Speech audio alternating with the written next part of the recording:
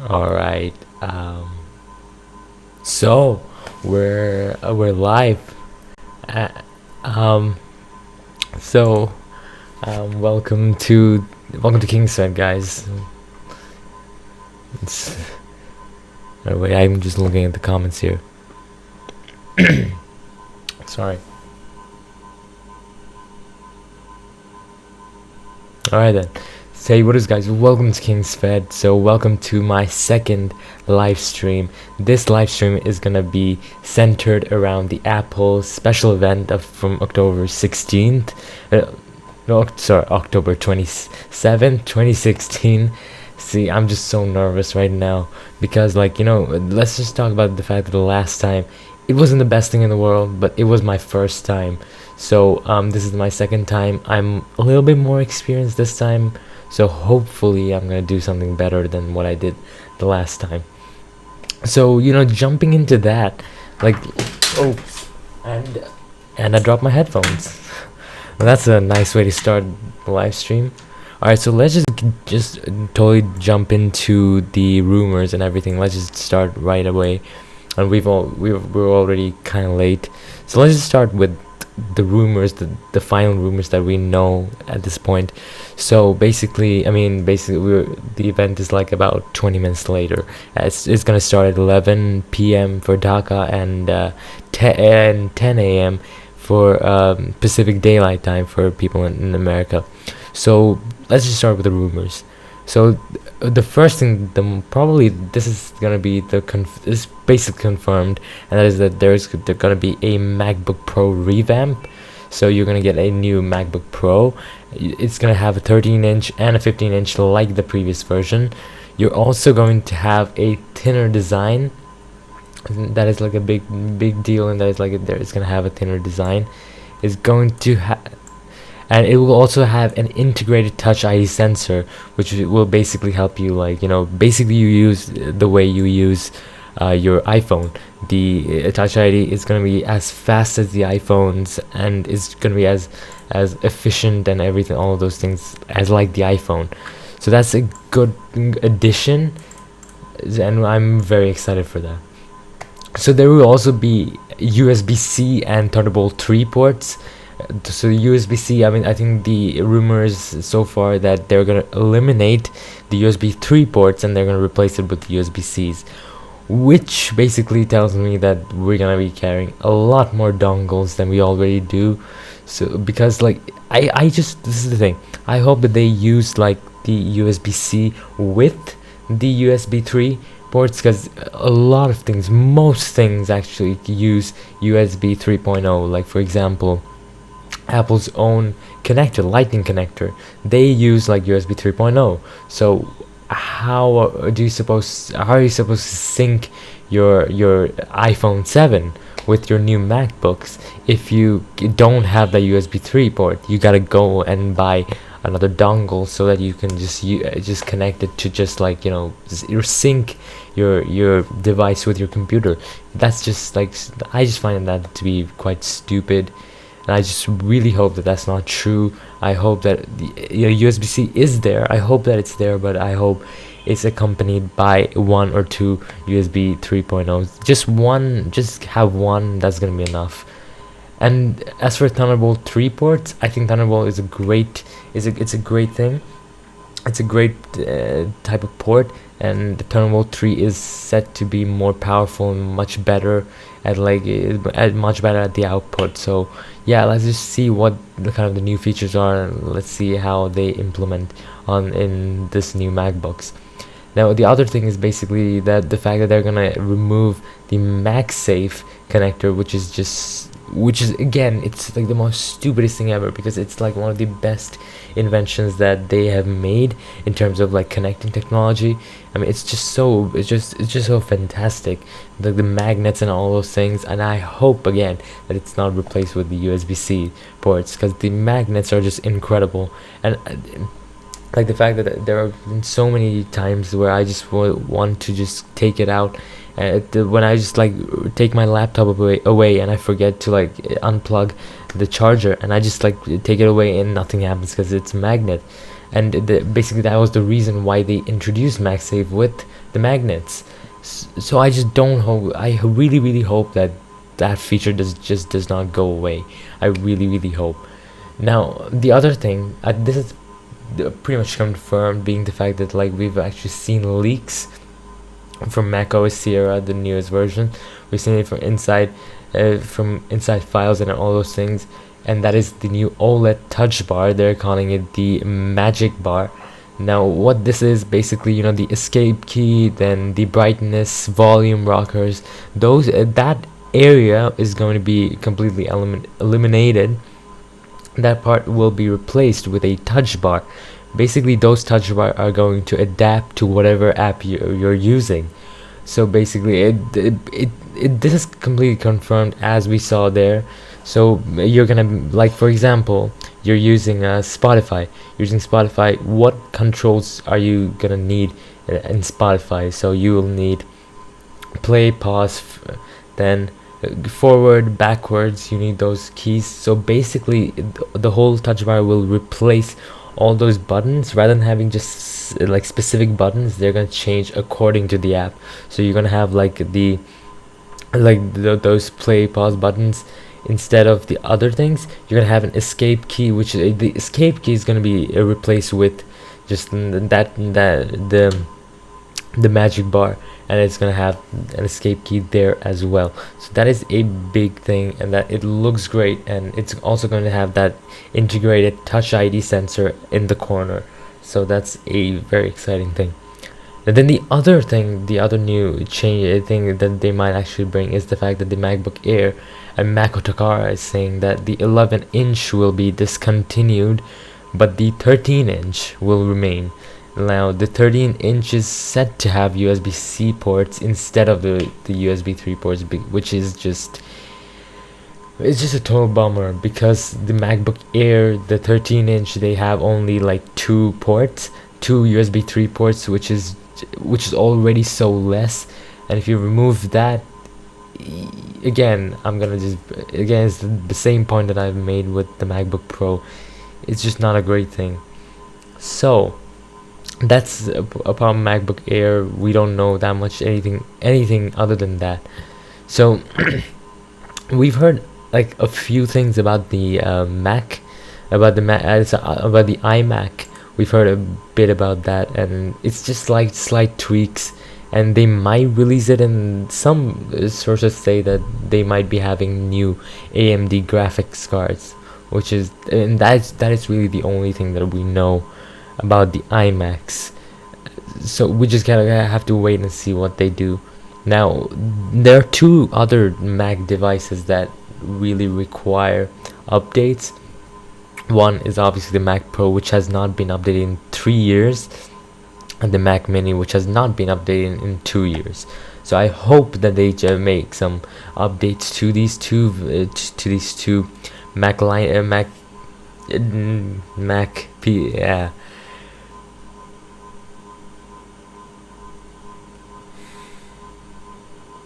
Yeah, so as I was saying, I hope that they actually update this and these two devices, and hopefully the update is worthwhile and not some like small upgrade, like just the processor or something. I hope that it's like a bit more of a major upgrade. Then I think the other thing, that other than the Macs, I think people have been talking that they might actually finally announce the AirPods. They might actually like release the AirPods, and they might give a date when they will be a bit available.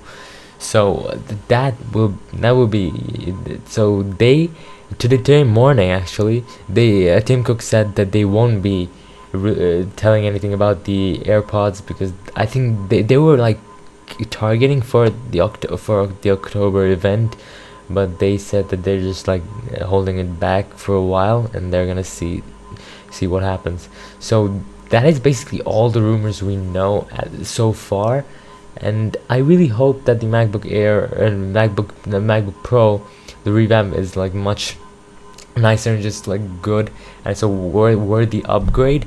And I just really hope that the OLED touch bar, the Magic Bar, it's worth it. I think this whole event is gonna be about, are the upgrades worth it, and being the fact that the Apple's online store is like down, which it basically explains the fact that it's gonna be down, that we're gonna have new products. So hopefully, just hopefully, make something innovative, make something good. Like Apple's stocks just went down after 15 years. It's a terrible point in Apple's lifetime, and like hopefully they will be able to spike it up, and hopefully they will be able to innovate tonight. So yeah, fingers crossed. Let's hope that happens. So yeah, that's basically it. I'm gonna come back when the event starts at 11 p.m. for Dhaka and at 10 a.m. for Pacific Daylight Time. So yeah, I'm gonna close in right now. I'm gonna see you guys when at that time at 11 p.m. or 10 a.m.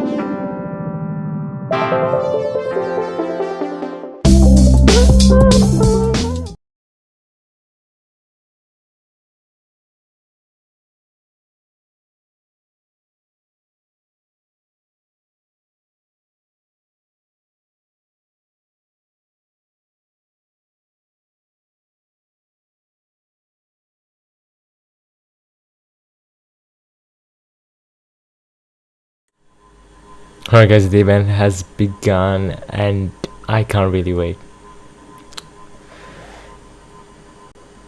And it has begun.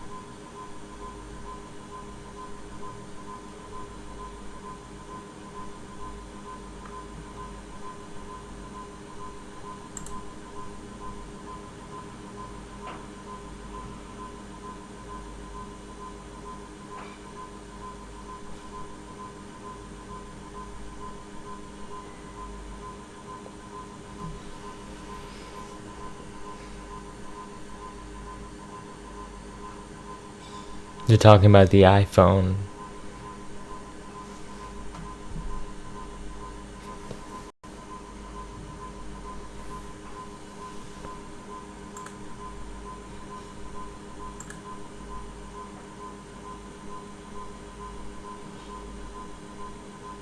They're really nice pictures.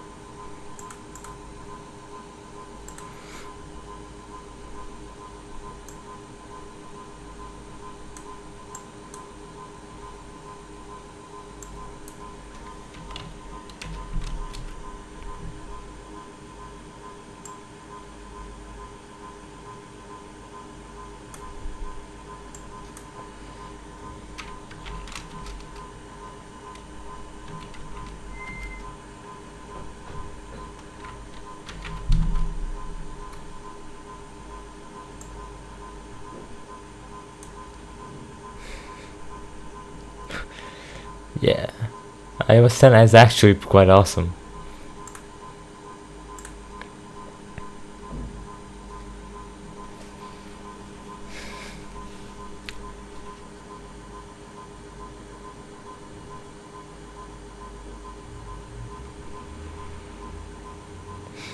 Of course, you gotta compare it to Android.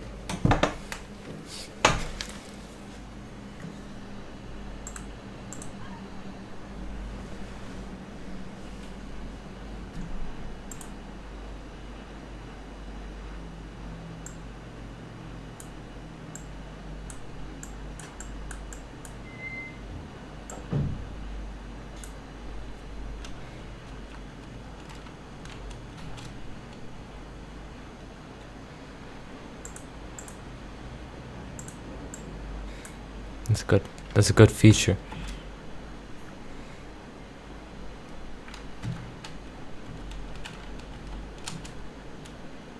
For Japan, it's a big deal. It's a really big deal for Japan.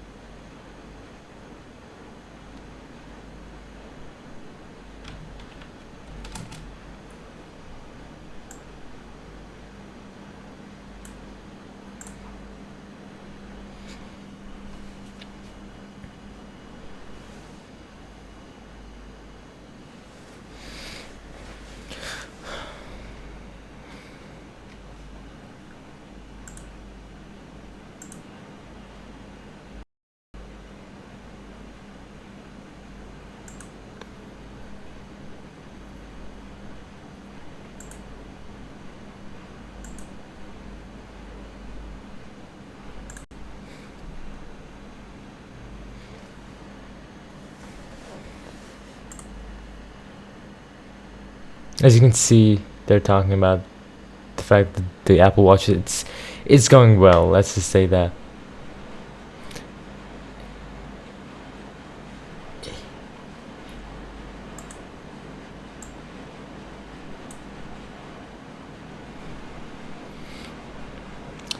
That's what I'm excited for.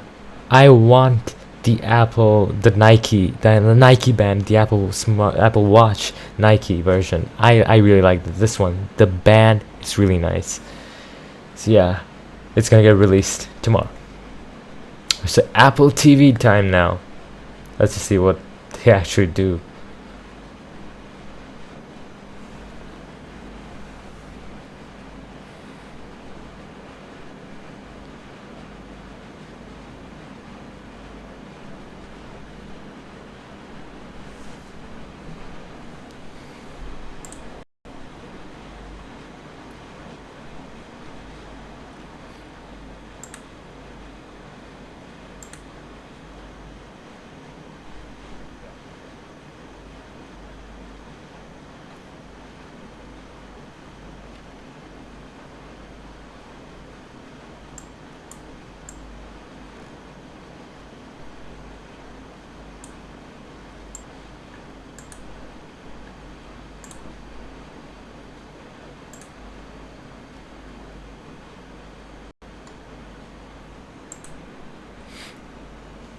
Minecraft's coming to Mac. No, sorry, Minecraft coming to Apple TV. It's gonna be great. Now, one of the things that I want to tell all the people watching the live stream is the fact that if you don't hear audio from the actual event, it's issues. That's the kind of the main reason I'm kind of talking about. I'm basically narrating the whole thing. So far, I'm not narrating a lot because there hasn't been that many significant things to know. It's basically the visuals tell you everything.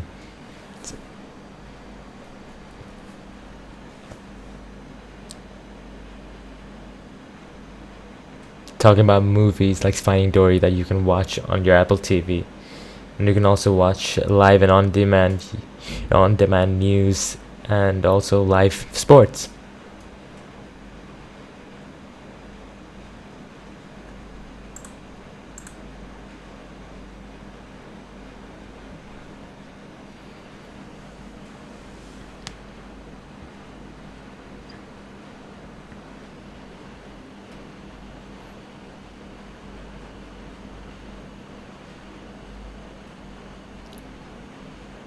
Ryan Troy from Twitter is on stage.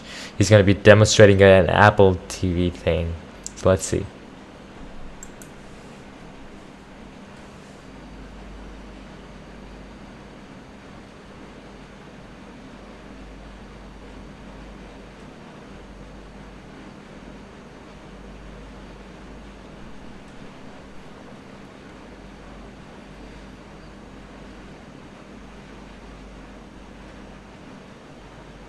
So basically being the fact that while you're watching your live game, you're gonna have like the tweets and everything on the side in the Apple TV. Basically, you're gonna be able to connect socially while you're watching the game rather than just going onto your phone and then just doing it there. You're gonna have it right on the Apple TV. It's really cool.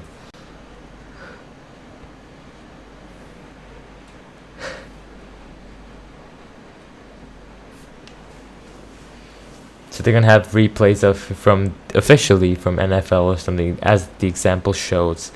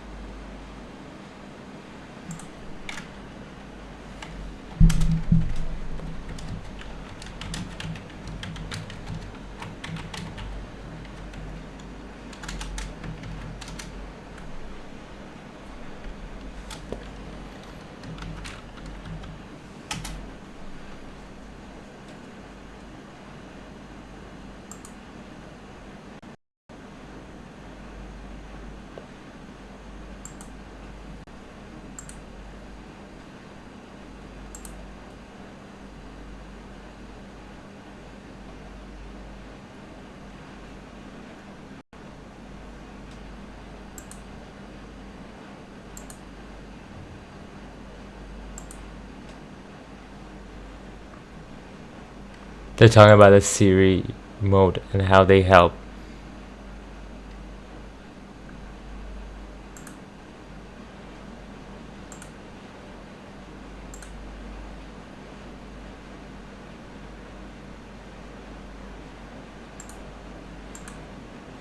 A unified experience.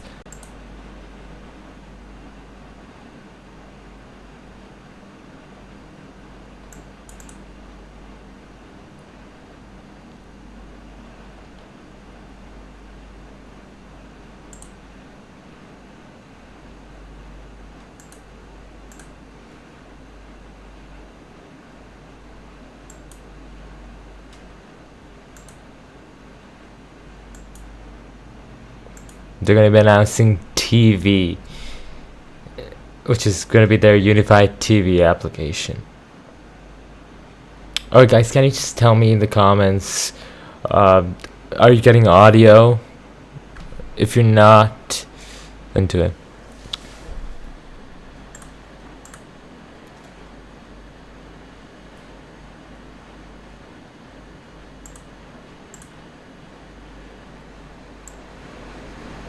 Are you guys here being able to hear anything?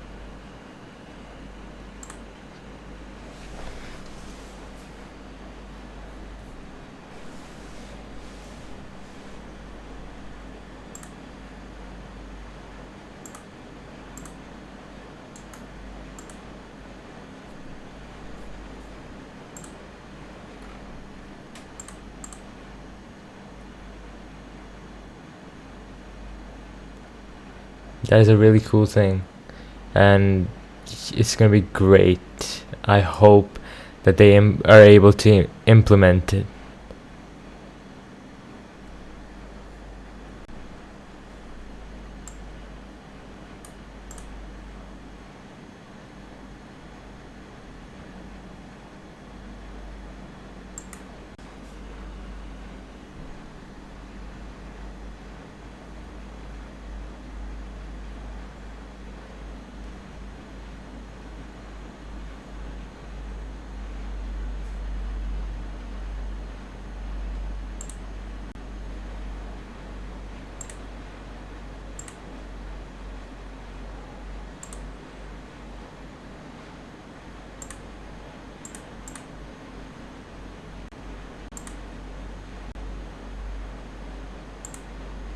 Alright, so now you're gonna be able to hear the actual stream audio.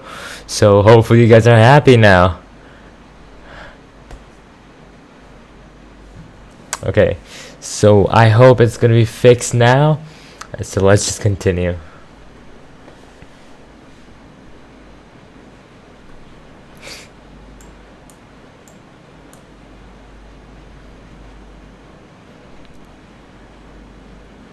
You're gonna basically have all your, stuff from iTunes and all those things.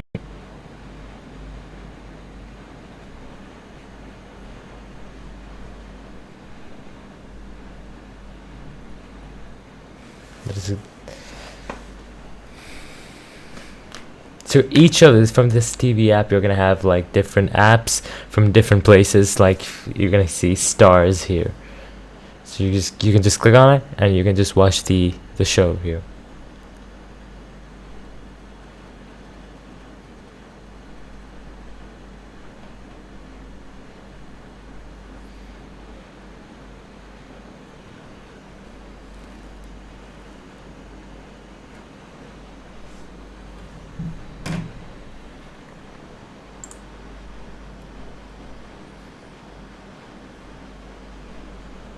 So they're gonna have TV app on the on iPads as well.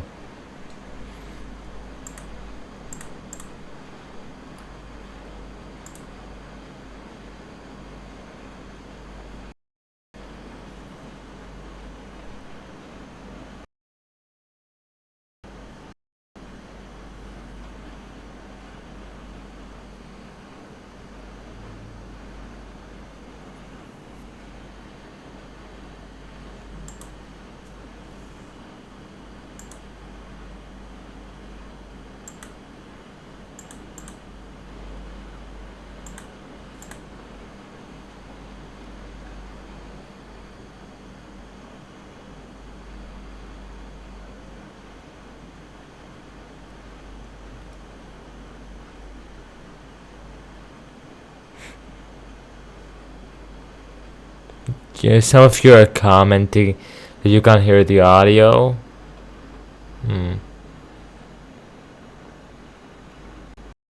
On my end, I can hear the audio.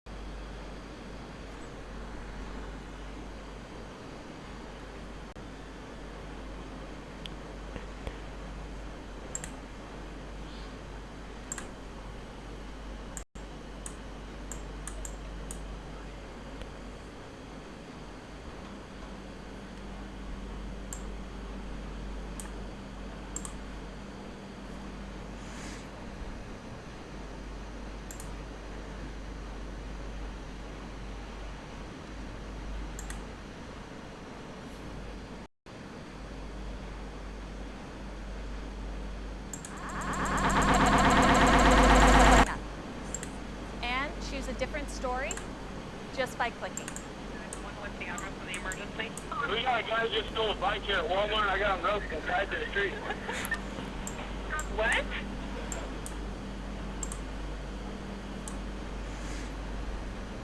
I'm guessing it's back now.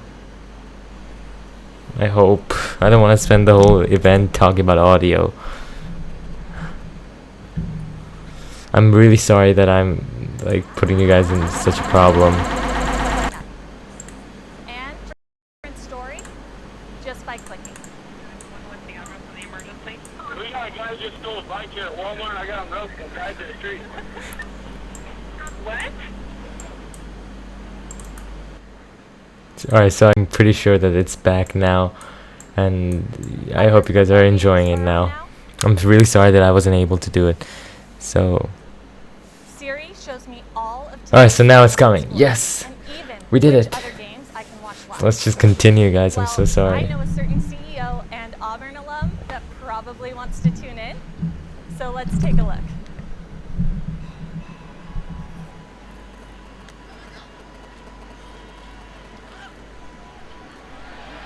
Look at Cam Martin.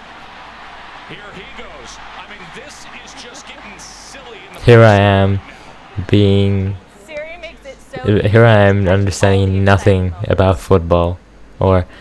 We So call it Siri live rugby. tuning and the unified experience of the new TV app, Apple TV is the best place to watch TV shows, movies, sports, and more. Thanks so much.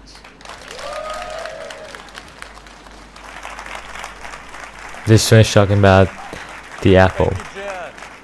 The Apple TV, sorry. Thanks, Jen. I'm very excited about the new TV app for Apple TV, as well as for iPhone and iPad. So now there is a unified TV experience. That's one place to discover and enjoy your favorite TV shows and movies across all of your devices.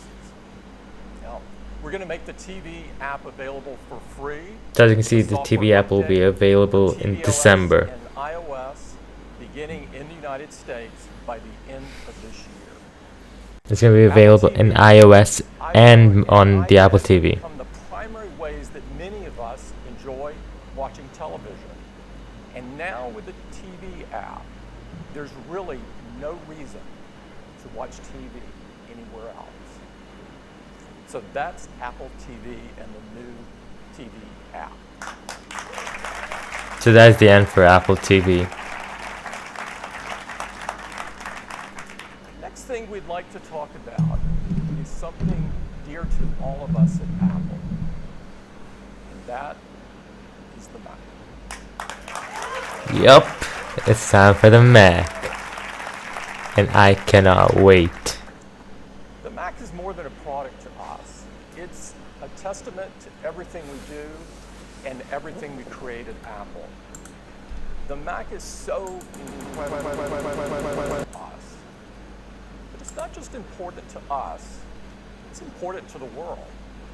It's had a profound impact in education, design, business, the arts, the sciences, and so many areas. The world's creative forces use the Mac to push the world forward. We continue to push the Mac experience forward with Mac OS. And this year, we launched the best version yet, Mac OS Sierra. It brought a lot of powerful new features to the Mac, such as iCloud Drive, which makes all the files on the desktop or in the Documents folder of one Mac available to any other Mac, as well as your iPhones and iPads. And Universal Clipboard, letting you copy content from your iPhone or iPad in your Mac and paste it in your Mac. And hundreds of thousands of websites now are offering their customers Apple Pay.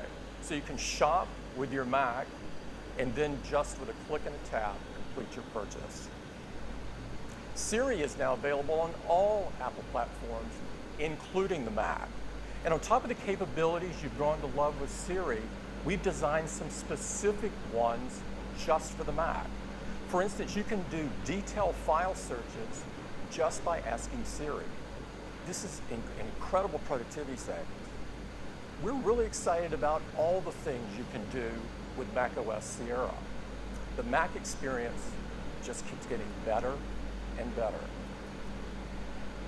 Now, you may not realize it, but this week happens to be a huge week in the history of the Mac and in the history of Apple. This week marks the 25th anniversary of our first notebook.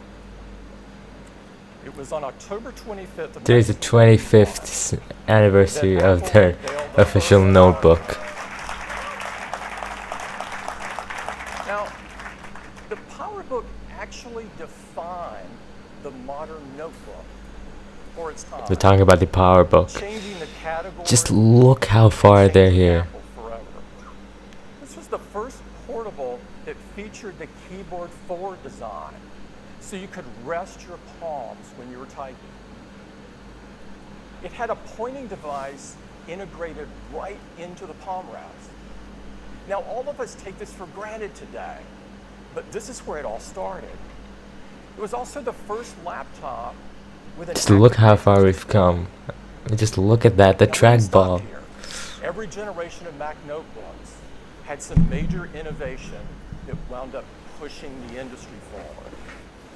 The first trackpad, the first notebook with built-in Wi-Fi, the first aluminum unibody design, the first with all-flash storage, and the first with all-day battery life.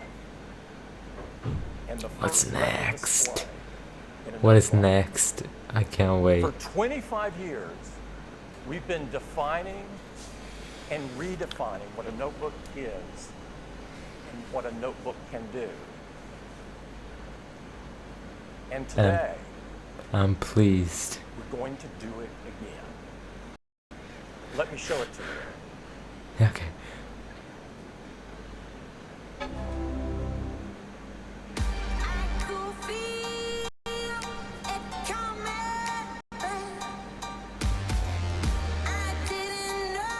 The entire timeline.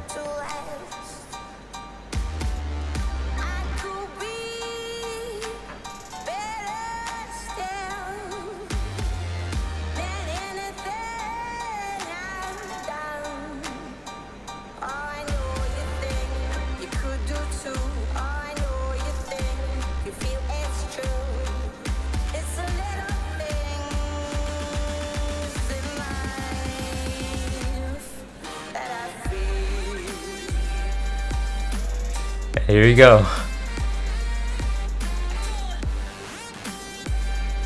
Alright, that's nice. Like I said, it adapts.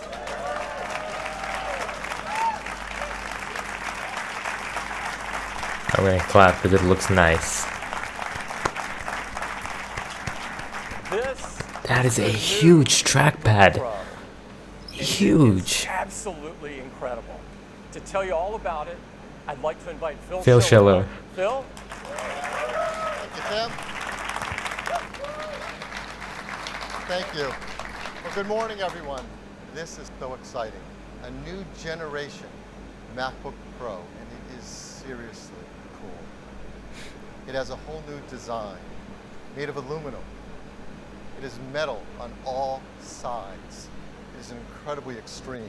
And this kind of design is only possible with a unique collaboration between our The hardware glowing engineers, Apple logo our is operations, gone. and our It's industrial officially design teams working gone. together to solve problems others haven't even tried to tackle. It is the new I'm not gold a big standard fan of that, in notebook computers, and it enables innovation. but it does look nice. It does look before. nice. It looks really It comes nice. in a 13-inch and 15-inch sizes, in silver and space gray. And it is simply the thinnest and lightest MacBook Pro we have ever made.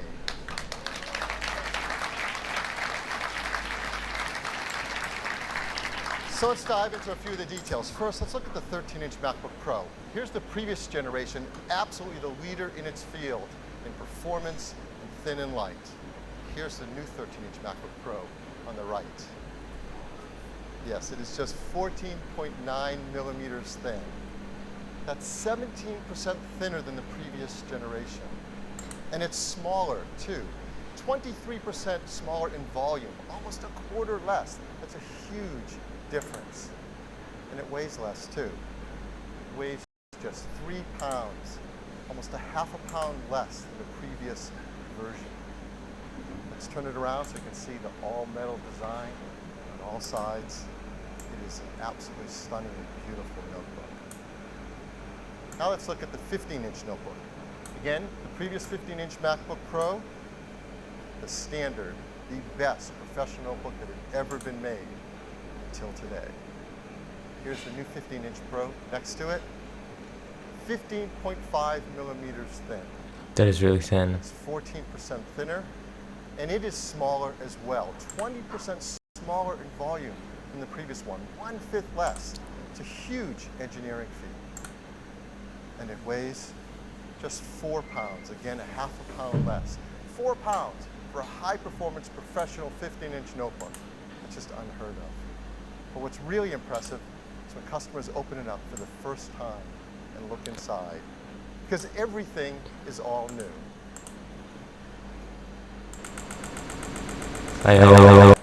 It's Force better touch now. trackpad. It is twice Is as my big sound as the lower? trackpad in the previous generation. A lot more room for your gestures. Now, this is only possible because of the Force Touch technology. In order to have a great click feel, if it was a mechanical click mechanism, it would not be possible. This is really state-of-the-art and the best trackpad we've ever made. The keyboard is all new as well. It uses the butterfly switch mechanism that we pioneered in our 12-inch MacBook, but now we've applied it to a professional notebook. And in this case, it's a new switch mechanism, second-generation butterfly. It's more responsive and gives an even greater sense of keyboard travel as you press on it. It is a great keyboard. And I could talk all day about it, but I think you're probably looking at that area just above it. That's exactly what I'm looking at. That's What our exactly team what has I'm looking done at. in this area where function keys used to exist is remarkable. But before we get into that, I do think it's worth a moment for a requiem for the function key. Many of you probably experienced for the first time, as some of us did, back with something like this. This is an IBM 3270 mainframe terminal. When many of us first experienced this great new technology. That's when our country was born. And it allowed us to do operations on a mainframe terminal. Well, those function keys migrated to our desktops and to our notebooks. Over 45 years we've been using function keys. Well, actually for the last who knows how many years, we really haven't been using them anymore. Because when's the last time you've had a 3270 mainframe terminal emulation session? It's been a while, right? So we've mapped other functions onto these keys. We've put volume and brightness on them. But this is crazy, keeping 45-year-old technology around and mapping other things to them. Now, our design team is taking on the challenge to move forward and say, what if we get rid of them? What could we do in their place? What technology could we provide that actually enhances the experience that we all have with our notebooks all day long? And what they've done is truly remarkable. This is what it looks like. It's a Retina display. It is multi-touch. It responds. Even the gestures and trackpad taps. is a Makes things incredibly retina easy. display. It's really vibrant colors. Touch bar. The touch bar.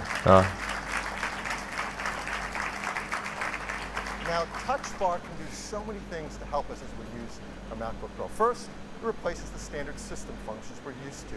So if you want to set the brightness or the volume, it's easier than ever before, just a slide or tap. But it goes way beyond that. The touch bar adapts to whatever software you're using. Now, the touch bar is showing us buttons for our favorite websites. If you want to go to a website, you can just slide along and tap it, and it takes you to that website. Once you're there, it changes again. Now it shows you a search field, the back button, and add another tab in your view. Just the tools you need for where you are. And it goes beyond just being application specific. The touch bar can provide new surfaces for tools that we use all the time. So for example, here I am in Photos, and I want to straighten that photo. And my hands are right down on the keyboard where I want them in a notebook. It's a perfect experience. And since it's near the keyboard, it's also really helpful when you're typing. So as you're typing, the touch bar can show you quick type suggestions. You can just tap on and type even faster. It is incredibly useful, intuitive, and really fun to use. Well, next to touch bar is another technology, Touch ID. We're bringing Touch ID to the Mac for the very first time. So now you can log into your Mac with your fingerprint. And it's integrated right where it belongs, in with the power button. It's supported by a second-generation Touch ID sensor, so it's really fast. It's covered with a sapphire crystal, so it feels great. And it's supported by a brand new chip, the Apple T1 chip. And this chip includes Secure Enclave. So now you can do Apple Pay purchases with your finger right on your MacBook Pro.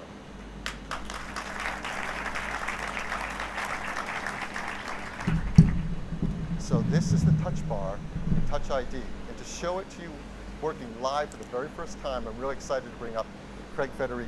Craig? Well, good morning. Thank you, Phil. Craig is on Rare stage. privilege to be able to be the first to show you the amazing new MacBook Pro and Touch Bar live in action. And to do that, I'm going to have to do a grand reveal here. So here's my David Copperfield moment. All right.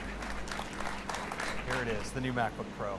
Getting started on your Mac has never been easier. We've now brought Touch ID to the Mac. So now I can just take my finger, rest it on the Touch ID sensor, and I'm instantly inside my Mac. Now I want to focus our attention here on the amazing new Touch Bar. The first thing, system controls. You'll be relieved to see they're all still here. So you can access your brightness, your playback controls, your audio, and for the first time ever, Siri has a dedicated key right on the Mac keyboard. It's really great. Now, Phil's touching eulogy for the function keys may have been a bit premature. I know some of you had some 3270 emulation sessions planned for this afternoon, and good news, they can carry on, because if you hold down the function key, you notice they come right back and available to you right here. It's a huge relief. Now, normally you're going to run with your system controls tucked away in Control Strip. What's really great is Control Strip still makes it really easy to do everything you want to do with your system controls. Because you have multi-touch, you can tap and slide right here to do things like adjusting your volume and your brightness. But you'll notice here in the middle is an area for contextual controls for the apps that you run. Let me show you those inside of Mail. So here we are in Mail, and you notice that the bar has been transformed. So now I have controls for things like adjusting, composing a message, replying, even flagging, all right here. And as I work my way through my messages, you'll notice another button here. This one actually provides predictions for where I might want to file my messages based on my previous filing habits. So I can just send this one off with a tap. It's that easy. Now, because Touch Bar is part of the keyboard, it's great for typing. I can reply to this message, and you notice I'm presented with QuickType options. And QuickType has learned how I like to communicate. So I can just respond to this one with "I'm totally stoked" right there. And when it comes to formatting my text, Touch Bar has me covered as well. You see it presents formatting controls. So for instance, I can make the text bold, change its color. It's all that easy. And when I want to address a message, I'll just click in the CC field here. You see it even predicts who I might want to add to this message. I can do it just like this, and with a tap on the send button, send this message on its way. Now, of course, what I've done here in terms of typing English text has become totally passé. It's all about emojis. So let me bring up messages. And you'll see what happens as I type pumpkins here on the bar. QuickType suggests a replacement emoji that I can add with just a tap. But Touch Bar even provides a great interface for browsing all of my emoji. I can slide through them just like this, or even browse them by category. It's super easy. Let me just go back to my frequently used, and I can finish composing my response just like this.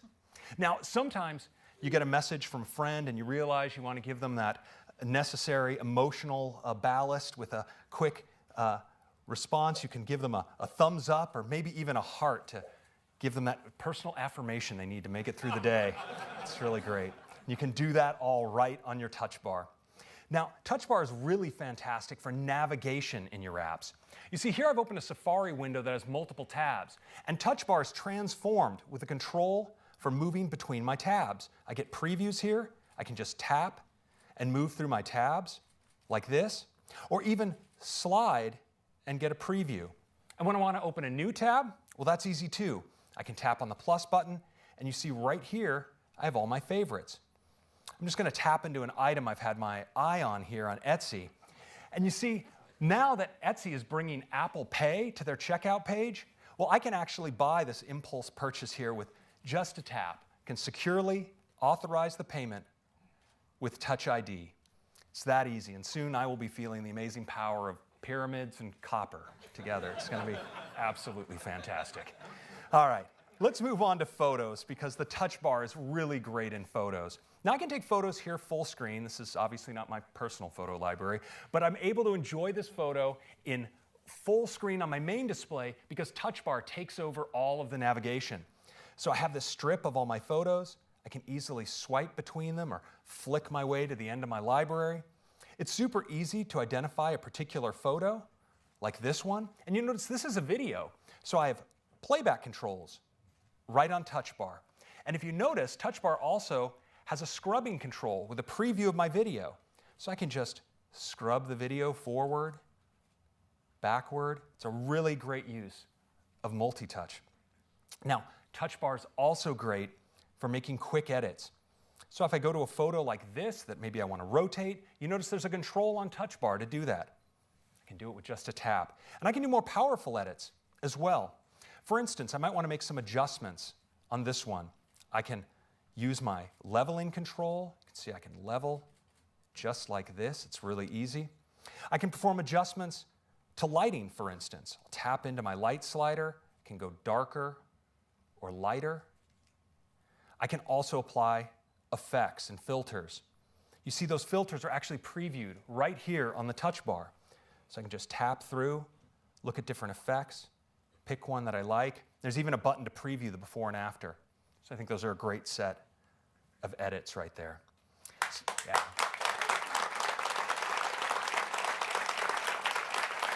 So Touch Bar obviously has some amazing out-of-the-box controls to accelerate everything you do on your Mac. I really like to customize their tools to match their personal workflows.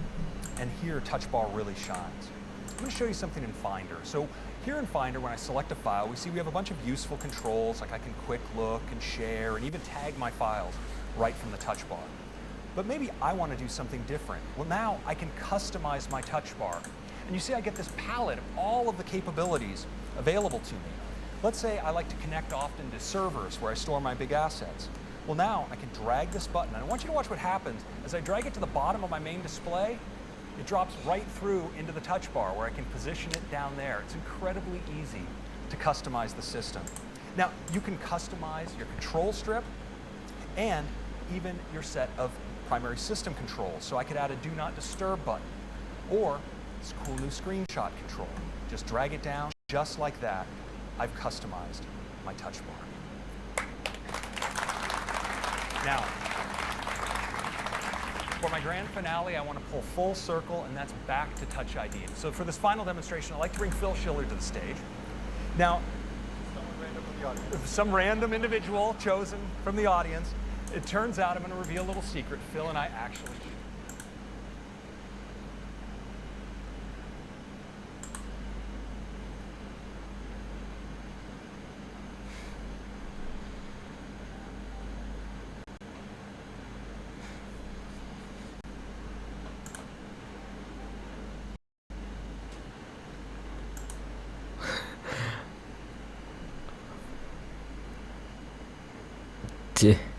Didn't you say the fingering part?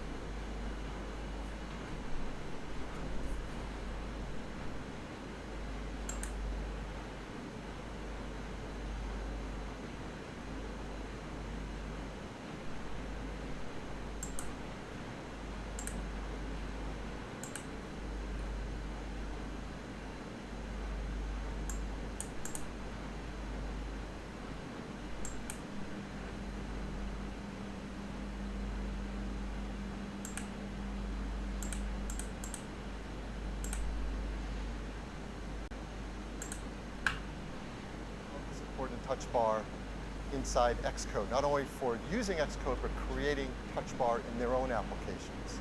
There are so many great uses of the touch bar. It changes the experience we have on our Mac, and it's really wonderful. So now let's turn to the display. The display, the new MacBook Pro, is simply the best display we've ever made on a Mac. Compared to the previous 15-inch MacBook Pro, it is 67% brighter. It has a 67% greater contrast ratio. It displays wide color with a 25% greater color gamut. All this in a display that consumes less power and is as thin as a 12-inch MacBook display. It's amazing. Now over and let's look inside. The engineering innovation is just as remarkable on the inside of the new MacBook Pro. So every 15-inch MacBook Pro includes every MacBook Pro is the most powerful MacBook Pro we've ever made. There you go. So inside every 15-inch MacBook Pro is an Intel Core i7, 6th generation quad-core chip. It's paired with faster 2133 megahertz memory. It is a really fast system. It has faster graphics as well. Radeon Pro graphics. This is the AMD Polaris architecture. Up to 4 gigs of video memory, and it delivers graphics power that's now 2.3 times faster than the previous generation 15-inch MacBook Pro. And the storage is faster too, now up to 3.1 gigabyte per second. You can configure it with twice as much, up to 2 terabytes, and it's 50% faster as well. Now all this performance, a faster CPU, faster graphics, faster memory, faster storage, in a device that's thinner, took creating a whole new thermal architecture. And the team's done an amazing job at this. I really wish that they had used OLED displays. Fan blades allow us to run the system cooler and quieter as well. And yes, I do see your comments. The speakers fit into a smaller space, but they put out more volume, and it sounds better too. It's got twice the dynamic range of audio. Now this is a system that just flies. And it is incredible at the apps you're using. Every day you're going to feel the performance increases. So here's some examples of the performance difference between the new 15-inch MacBook Pro and the previous generation. The new MacBook Pro at 3D graphics, 130% faster. At gaming, 60% faster. Video editing, 57% faster. This is the kind of performance you feel. Everyday real-world applications. So that's the 15-inch MacBook Pro. Now let's look at the 13-inch MacBook Pro. It can be configured with dual-core 6th generation Intel i5 or i7 chips, also mated with 2133 megahertz system memory. It has faster Intel Iris graphics with 64 megs of ED RAM, which provides up to 2 times the graphics performance of the previous generation. And it also has the faster flash storage. In this case, that now delivers the previous 13-inch MacBook Pro. And here's some examples of real-world application tests on it. The new 13-inch MacBook Pro is 103% faster at gaming than the previous generation, and 76% faster both at video editing and 3D graphics. Now, the system's much faster, and so is the I/O. It is the fastest, most versatile I/O we've ever built into a MacBook Pro. Both the 13 and the 15-inch have 4 Thunderbolt 3 ports. That delivers an incredible 40 gigabit per second of bandwidth. It also supports USB 3.1 Gen 2, and of course DisplayPort 1.2. I know many They of you know removed that Thunderbolt the 3 USB 3 uses the ports. USB-C style connector. I was really That scared. means that any one of the 4 ports can be your charging port. Plug it into whichever one you want, left side, right side, and that's your charging port. But it's so much more versatile than that. Each one of the ports can be power, can be Thunderbolt, can be USB, DisplayPort, video out with VGA, No MagSafe. or HDMI. This is not. So here's an It's example. just Imagine not you're a acceptable. Final Cut Pro editor, and you want to set up your MacBook Pro on your workstation at home at work. You want to build it out. Well, here's an example of what you can do with this incredible system. First, you want to add a display. And there are many displays you can add over DisplayPort, but this one is really special. This is a brand new LG display that we worked together with them on to make it an amazing display for MacBook Pro customers. It's called the LG Ultrafine 5K display. It displays 5K resolution, it's wide color, it has built-in cameras, microphones, and speakers. It has 3 USB-C ports, so you can plug peripherals directly into the display. And all of that connects to your MacBook Pro over a single Thunderbolt 3 cable. Not only that, it also charges the MacBook Pro over that same cable. It is the ultimate docking station. And it's so cool that why not add 2, right? So you can have 2 5K displays plus your built-in 15-inch Retina display. That's almost 35 million pixels being driven by the graphics of the 15-inch MacBook Pro. Not a fan. With our 2 free Thunderbolt 3 ports, we're going to add not only 1, but 2 No one's RAID clapping storage now. arrays.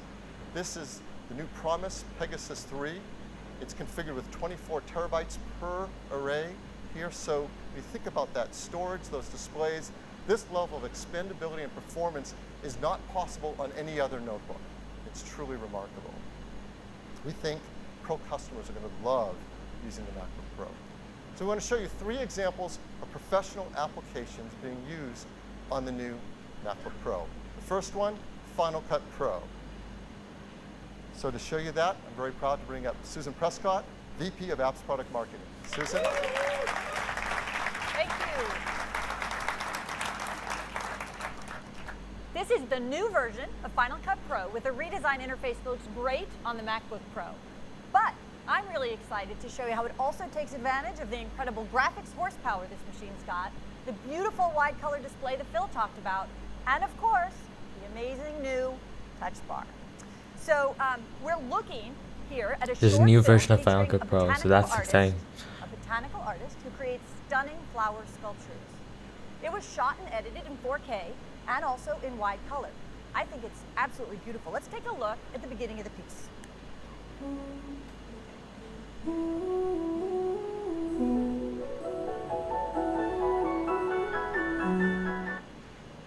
The new touch bar lets me edit in ways I never could before. Right here in the touch bar, I can see my entire timeline, and it shows me exactly where I am in my project. And that's cool, but even better, it's fully interactive. So I can drag to move through my project. I can just tap to jump to a specific section, and I can even zoom in to get a closer look. It's pretty cool. Now, I'm gonna add a clip. When I select it in the browser in the top left, you may notice my touch bar automatically changes to show me relevant controls. So, for example, with just a tap, I can see the start and end of my time lapse to make sure it's what I want. I'm gonna drag it into my timeline right here at the bottom of the screen, and I'm gonna add an audio clip to go with it. But I see here in my timeline that the audio clip runs a little bit longer than I'd like. Well, good news, the touch bar changed again to show me editing controls I need. It's so convenient that I can trim the end of the clip with just a tap in the touch bar. Pretty amazing. Thank you. It's great because I can also, with the touch bar, do things I do all the time, and it's even easier. Like, I can drag a slider to adjust my volume. If you look at the sound effect I just added, you can see the waveforms change. I'll get it just right there. And with a tap, I can add a fade in and a fade out. Pretty cool. So it's that simple. Let's go ahead and take a look at what we've done so far.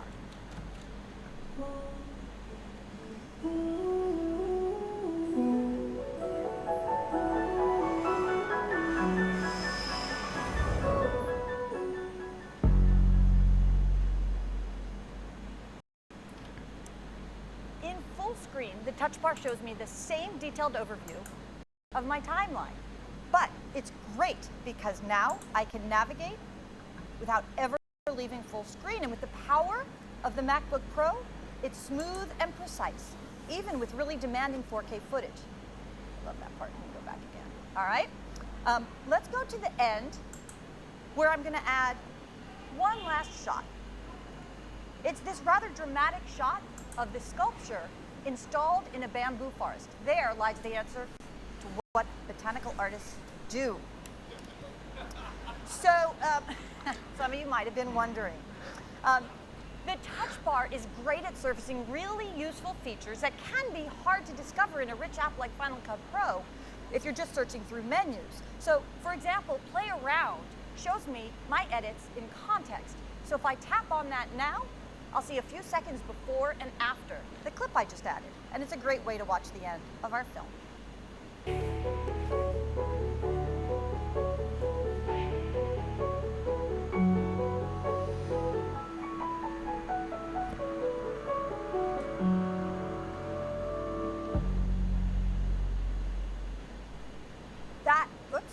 That is a quick look at Final Cut Pro with the incredible performance of the MacBook Pro, and as I hope you saw, the deep integration with the touch bar. It's just great. Thanks so much.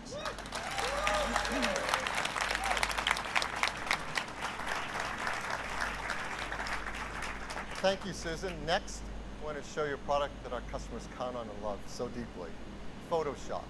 So many customers use Photoshop across the projects on the MacBook Pro. And we're so happy to have with us Brady Evans, Experienced Design Manager for Adobe Photoshop. Brady? Hi, thank you. This new MacBook Pro and Photoshop are made for each other. This new edition of the touch bar really combines with the keyboard and this new giant trackpad to create this incredibly natural, expressive, and powerful new way of working with Photoshop. Let me see if all right, I have up here on the screen this amazing image of a woman climbing Tersinos Cave in Greece. Adobe Photoshop. Ready? If it were here. Now to pull this off, I'm going to need to cut the cave out of Greece. And the tool for cutting things out in Photoshop is called Select and Mask. And normally it's in a menu or a subtool, but with the touch bar, it's right here at my fingertips. Now you can see the touch bar has changed to show me only the controls I need for this task. You can see how with my right hand, I'm mousing and selecting, and with my left hand, I'm adjusting the size of the brush. It's a really fun and natural way of working. Let me see if I can get her legs there. I'm going to switch over to my refinement tool, and again, I can just resize while I work. Totally this two-hand way of working. It's really fun. I don't know if you guys can tell how much fun I'm having. Okay.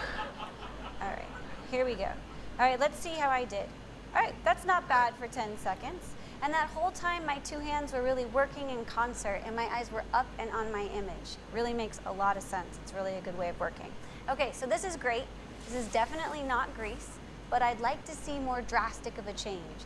And adding content to an already open document can be a lot of mousing, but not with the touch bar. Just tap that, select the sunset, put that right there. And we'll move that under and see how that looks. All right, we're getting somewhere. I like this, but it's kind of yellow. And so I'd like to add more color, and to do that, I'm gonna need to do some brushing. But first, I'm gonna go into my touch bar, and I'm gonna choose my favorites, and then I'm going to add a new layer, and then I'm gonna go into full screen. Now, full screen's amazing, as was just said. This is great. I have no panels, I have no menus, and I can 100% focus on my image. And thanks to the touch bar, I can get a lot more done in this view mode. So brushing is so important to so many workflows in photo. And here I can adjust the size of my brush, and I'll adjust how hard it is. And then I'll also adjust the flow of color through my brush. Now, speaking of color, you may know there are a lot of ways to choose color in Photoshop, but my new favorite by far is with the touch bar. This is absolutely awesome. Down here, I can keep my right hand dedicated on the touch bar, on the trackpad, just for painting and not doing any pointing or picking. And my left hand is just kind of sliding across this touch bar. It's really awesome. It almost feels like you're playing a musical instrument. It's kind of hard to stop, but I will stop. Okay, here we are. So this is looking pretty good, but my color isn't really blending very well with the layer below that. And to do that, to fix that, I'm gonna switch back into the layer properties, and I'm gonna change the blend mode. Now, normally choosing a blend mode in Photoshop is a lot of clicking and trying and hoping and guessing. But with the touch bar, it can either be a scroll or a couple of taps. And this is really great. It really opens us up to a lot of creative experimentation and leaves room for serendipity to happen. There, I kind of like this. This is pretty good. What do you guys think? All right. Now, I've been doing all of this blending and cutting and painting completely fearlessly because I know that right here in my touch bar, I can scroll all the way back through my visual history and pick up anywhere along the way without losing any of my work. That is really awesome. That's really great. So that They're talking about the two softwares that I use on a regular basis. That is a preview of the new amazing synergy between Photoshop and the new MacBook Pro with Touch Bar, and we hope to have it in the hands of our Photoshop users before the end of the year. Thank you.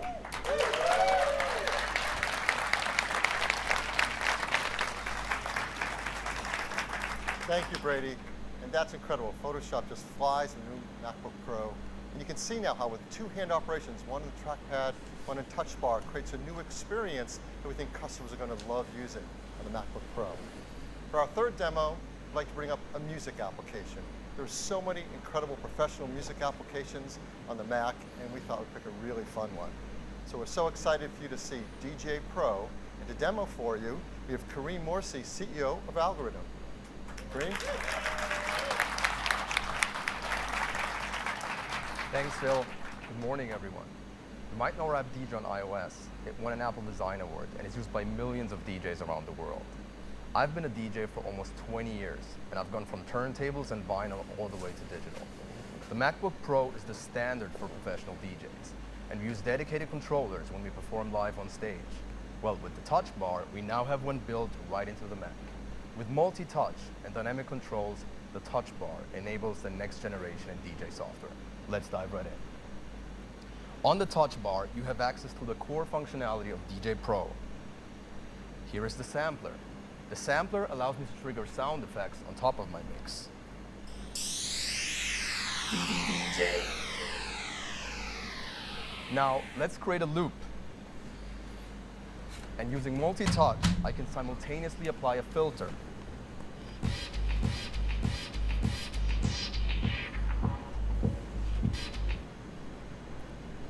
Now let's zoom into the waveform. Here I can scratch, and I can precisely find a cue point to start my song. I'll set one here. Okay, now we're ready to perform entirely with the Touch Bar. Let's take it for a spin.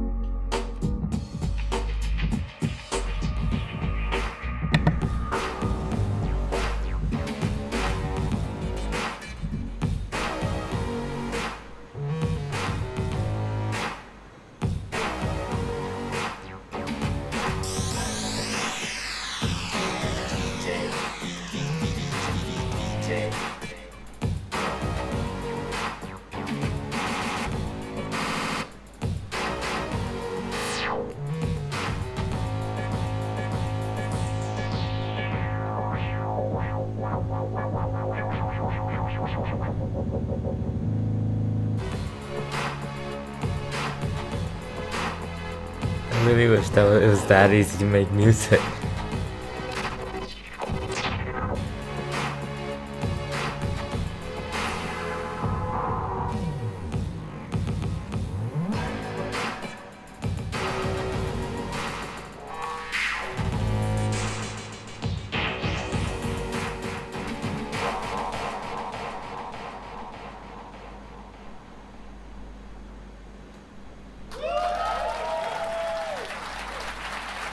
That was great. That was really great.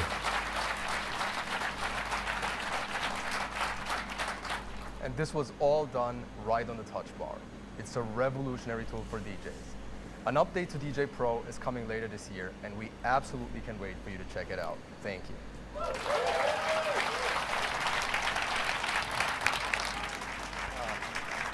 Well, thank you, Kareem. I mean, he absolutely killed it on that. That song was so much fun to listen to. And I'm sure you got it that he was using both hands simultaneously on touch bar, because with its multi-touch input, it can support up to 10 inputs from your fingers. That's incredibly powerful. And there's so many great developers who have started working on their apps for the new MacBook Pro as well as touch bar, and they're doing remarkable things. For example, Microsoft is working to bring all of Microsoft Office to MacBook Pro with incredible touch bars for Word, Excel, PowerPoint, Outlook, and even Skype for Business. They're doing a great job for Microsoft Office, complete support for MacBook Pro and Touch Bar. There's so many great tools. Tools for graphic designers like Affinity Designer, supporting Touch Bar and MacBook Pro. For photographers like Pixelmator. For user interface designers with Sketch. High-end video editing and color grading with DaVinci Resolve, and on and on. So many great professional applications are going to take unique advantage of this incredible new experience. And that's what the MacBook Pro is. It's an entirely new experience. It's the gold standard in notebooks. It's a brand new design. And we have a brief video to tell you a little bit more about it. I'm pretty sure Johnny Ive's gonna narrate it. Of course he is. The new MacBook Pro combines the fundamental qualities of an ultra-portable device with uncompromising performance. With our new design, the product's overall volume has been reduced dramatically. This results in an extremely purposeful and powerful creative tool.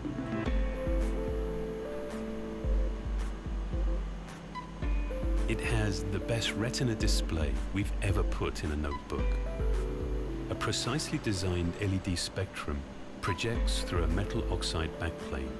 This yields a remarkably bright, high-contrast picture with a wider color gamut. The larger Force Touch trackpad now provides an expansive area for a whole range of gestures.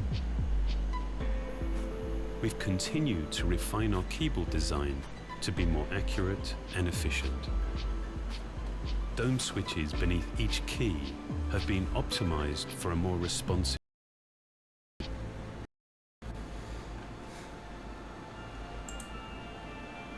We're introducing a multi-touch bar provides a more intuitive, more immediate connection to your content. Commands once hidden are now visible, easily accessible, and also customizable. In each application, the most relevant controls are displayed dynamically, allowing you to work with greater efficiency. This is also the first Mac with Touch ID. This seamless integration of hardware and software is truly unique to Apple.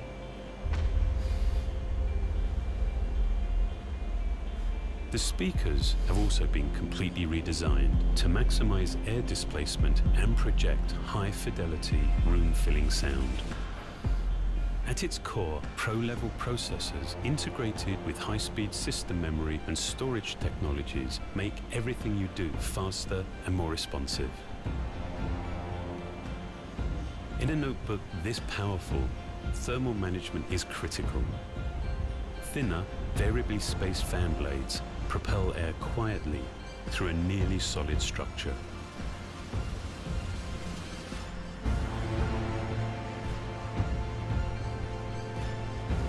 The new MacBook Pro achieves a design that optimizes both performance and portability. It marks a milestone in the evolution of the Mac.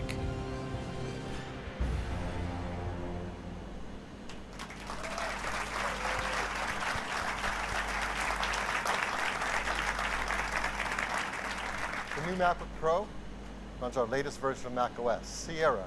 And Sierra takes full advantage of all that the MacBook Pro has to offer. Its wide color display, its touch bar, touch ID, and so much more. And the hardware and software working together in these super thin and light notebooks deliver all-day battery life, up to 10 hours of battery life in both the 13-inch and the 15-inch.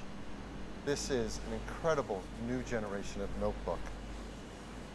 Now, it might be fun to bring back in that first generation of notebook, just for comparison. It is remarkable how much has occurred in just 25 years. You may not remember that first PowerBook 170 had a 9.8-inch black and white active matrix 640 by 480 display. It's incredible now with a 15-inch Retina display, how far we have come. That PowerBook 170 had a state-of-the-art 25 megahertz 68030 processor. And we've done the math. The new MacBook Pro is 6.8 million times faster. That's a lot. Or, thought of another way, a full year of compute time on that PowerBook 170 can be accomplished in less than 5 seconds on the MacBook Pro. It is remarkable. We have advanced so far, including in how we make these. Our MacBook Pros are all made with arsenic-free glass, mercury-free displays. They're BFR-free, PVC-free, beryllium-free. They're all Energy Star 6.1. They're all EPEAT Gold, and of course made highly recyclable with their aluminum and glass. The team has set out to make simply the best notebooks ever for high-end professional customers. And they've absolutely hit it out of the park with the 13-inch and 15-inch MacBook Pro. And we think our Pro customers are going to love them. Now, we do have other customers who choose other products in our line, like MacBook Air. And they choose them for how thin and light they are. And we're going to continue to offer MacBook Air, the 13-inch in our line.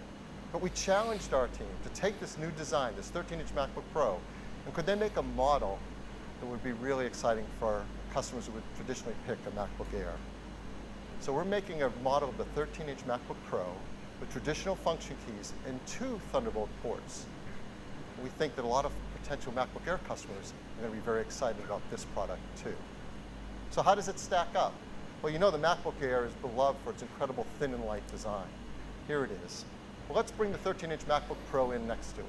Remember, we told you the MacBook Pro is 14.9 millimeters. That is thinner than the MacBook Air. It's actually 12% thinner. Now, I know what some of you think. You're saying, well, MacBook Air is a wedge shape, so it's probably smaller. No. The MacBook Pro is 13% smaller in volume than the MacBook Air.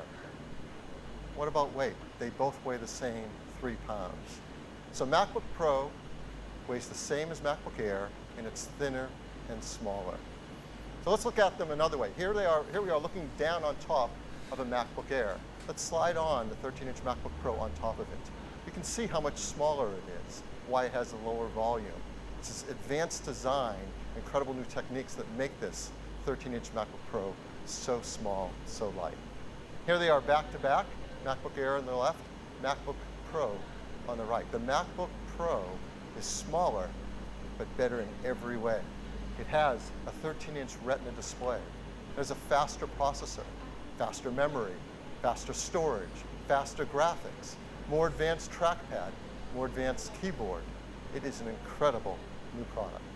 So now you see we actually have 3 models of the new MacBook Pro. A 13-inch with traditional function keys, a 13-inch with touch bar, and a 15-inch with touch bar. Now there are many configurations of all of these, and you can CTO it with all the different things you want on it, but they each of course have an entry configuration. So I want to walk you through those now. The 13-inch MacBook Pro with function keys starts with a 2 gigahertz dual-core Intel Core i5. and it turbo speeds up to 3.1 gigahertz, so it's really fast. It has Intel Iris Graphics 540. It has 8 gigs of faster system memory, 256 gigs of faster flash storage, and 2 Thunderbolt 3 ports. The 13-inch MacBook Pro with Touch Bar and Touch ID starts with a 2.9 gigahertz dual-core i5. It turbo speeds up to 3.3 gigahertz, and of course it has 4 Thunderbolt 3 ports. And the 15-inch MacBook Pro with its Touch Bar and Touch ID starts with a 2.6 gigahertz quad-core i7. It has Radeon Pro 450 graphics and starts with 16 gigs of memory. The pricing for these 3 configs are $14.99, $17.99, and $23.99. You can order them today. The MacBook Pro with function keys starts shipping today. The 2 models with Touch Bar and Touch ID start shipping in 2 to 3 weeks, but of course you can get in your order today. So those are our MacBook Pros. Before we finish, I want to bring back one other product as you think about this line. Here are the 3 new MacBook Pros, and I've added on the left the 12-inch MacBook. Because that 12-inch MacBook started us on this path. It created many of the pioneering technologies that we've now adapted and evolved for the MacBook Pro. And it really makes sense together as you consider this line. 15-inch, 2 pounds, 3 pounds, and 4 pounds. Starting at $12.99, going up to $23.99.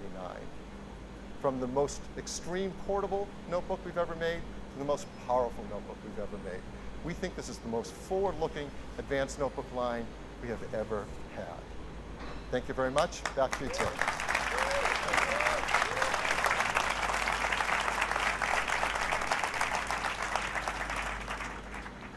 Thank you. We think you are going to love this new MacBook Pro, and we can't wait to see all of the amazing things that people are going to do with it. We're so excited that we made an ad, and I would love to show it to you now. Of course you did.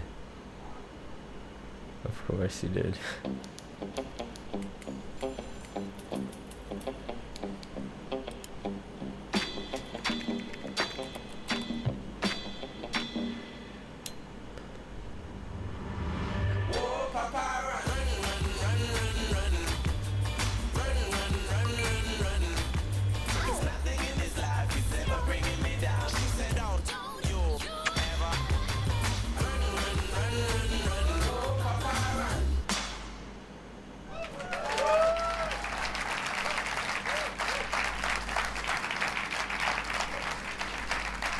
The new MacBook Pro lineup are the best notebooks we have ever made, and they're the most advanced notebooks ever made. They join other powerful products that we've announced this year. The best smartwatch, the Apple Watch Series 2, the best tablets, iPad Pro with some amazing new capabilities with a smart keyboard and the Apple Pencil. And of course, the best smartphone and the very best iPhones we've ever created, the iPhone 7 and the iPhone 7 Plus. We couldn't be more excited about having our best product lineup ever heading into the holiday season. I'd like to thank everyone for coming and joining us this morning, and I'd particularly like to thank everyone at Apple who worked so incredibly hard on creating these products and building them. Thank you.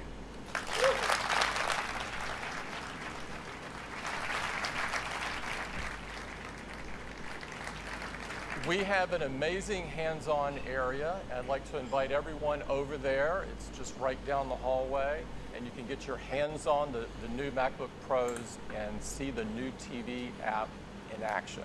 Thank you for coming.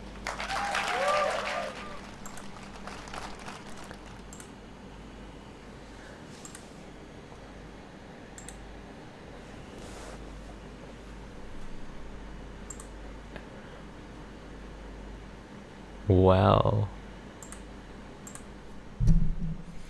So, it's over. It's done.